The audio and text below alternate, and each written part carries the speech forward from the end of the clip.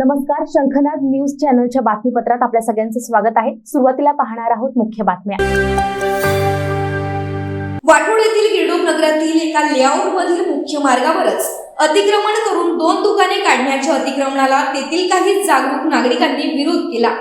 सुरुवातीला नागपूर महानगरपालिका व त्यानंतर नागपूर सुधार प्रन्यास मध्ये तक्रार दिली असता ते अतिक्रमण पाडून टाकण्यात आलं।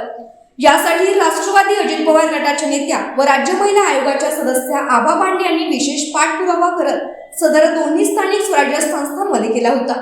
आभा पांडे यांच्या पुढाकाराने ते अतिक्रमण पाडण्यात आल्यानेच पूर्व नागपुरातील भारतीय जनता पक्षाचे आमदार कृष्णा खोपडे यांनी क्वेशपाई या भागातील हनुमानाचं मंदिर तसंच बौद्ध मठ 3 दिवस पाडण्याची नोटीस नागपूर सुप्रीमने संबंधितांना पाठवल्यानं भाजपचे पूर्व नागपूरचे आमदार कृष्णा खोपडे हे धर्मविरोधी असून त्यांच्याच आदेशानं हनुमान मंदिर व बौद्ध मठ 3 दिवसात पाडण्याची नोटीस नागपूर सुप्रीमने बजावली असल्याचा गंभीर आरोप आज प्रेस क्लब येथे आयोजित पत्रकार परिषदेत आभा पांडे यांनी केला।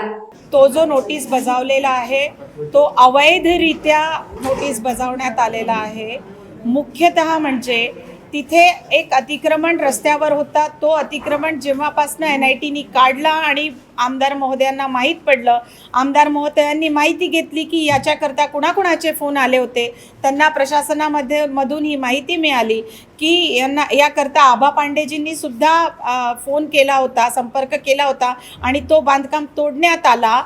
तर जेव्हा तो बांधकाम तोडण्यात आला त्यांचा इगो हर्ट झाला, पण त्यांनी हे कुठेही जाणून घेण्याचा प्रयत्न केला नाही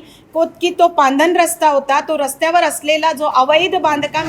जो अतिक्रमण होता तो अतिक्रमण प्रशासनाने काढलेला आहे। म्हणून त्यांचा कुठे ना कुठे इगो हर्ट झाला आणि इगो हर्ट झाल्यावर बुद्धी काम नाही केली आणि बुद्धी बिस्कटली आणि बुद्धी बिस्कटल्यामुळे त्यांनी हा मार्ग धरला की प्रशासनाला कुठे ना कुठे दबावमध्ये आणून द्वेषपूर्ण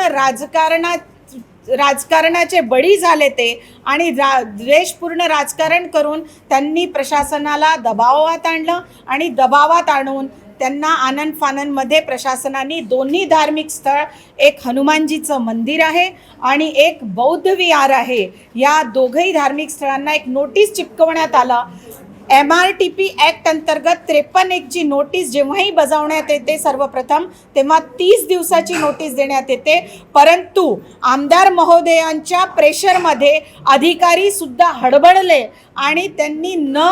जाणता न ज्ञान ठेवता त्यांनी अशी गैरकायदेशीर नोटीस तिथे चिपकवली ज्याच्यामध्ये तारीखचाही उल्लेख नाही आहे आणि ज्याच्यामध्ये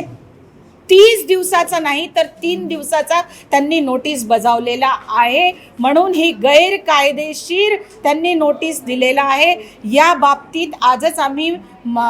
NIT प्रशासनाला जाऊन भेटलो, त्यांना सांगितलं एकतर या लेआउटवर आधीच स्थगनादेश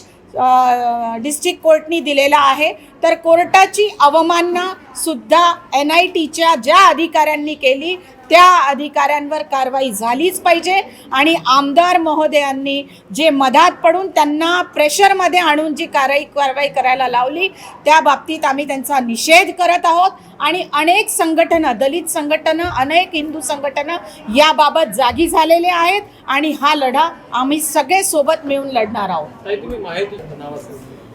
बघा भाऊ, जो व्यक्ती चुकीचं काम करतो ना जनप्रतिनिधी, तो महायुतीचा असो युतीचा असो हे सगळं काही बघण्याची गरज नाही मला असं वाटतं।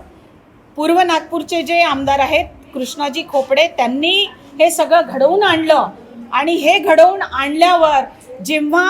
2014ची जी PIL होती त्यानुसार 2016 मध्ये एक यादी तयार करण्यात आली होती ज्याच्यामध्ये अवैध बांधकाम जे होते धार्मिक स्थळं ते